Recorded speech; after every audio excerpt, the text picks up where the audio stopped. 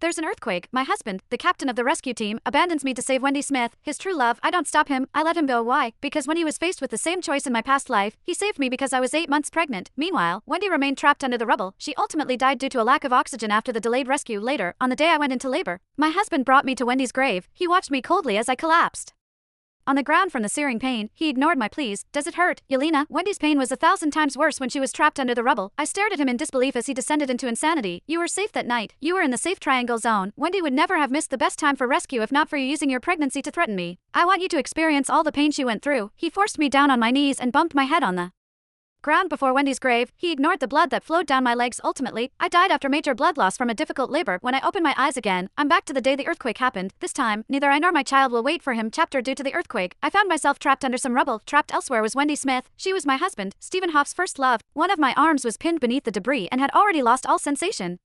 Worse yet, I could feel a faint ache in my abdomen. The footsteps of the rescue team could be heard approaching. Just like in my previous life, I heard the voice of my husband's colleague, Ruben Landolf. Stephen, your wife's GPS signal is coming from here. The rubble above me was removed, and the beam from a flashlight shined on my face. I caught sight of Ruben's ecstatic face. Yelena, don't worry, we're going to get you out right away. Yet, my husband looked distracted.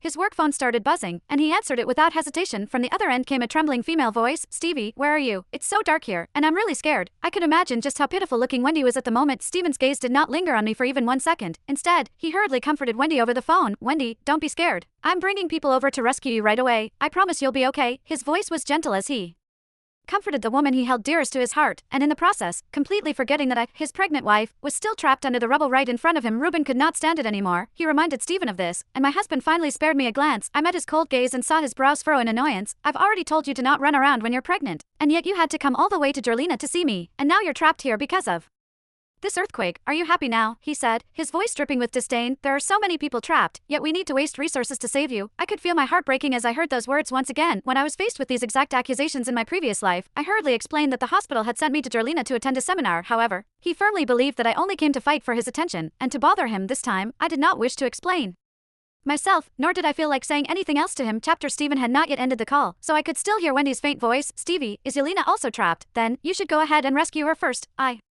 I can wait. Stephen's brows furrowed even deeper. He turned away from me, and instead, asked Wendy how she was doing. She started sobbing. I'm in a department store at the city center. It's pitch black here, and I think my arm is pinned down. Stevie, it really hurts. Am I going to die here? Stevie, I'm really scared. I don't want to leave you when I haven't spent enough time with you. Stephen's eyes immediately turned red-rimmed as he heard her heartfelt confession. You won't. Wendy, I won't let anything happen to you. I'm going over to rescue you right now. With that, he abandoned me and led the team over to save Wendy. Ruben was still worried about me, so he stood in Stephen's way.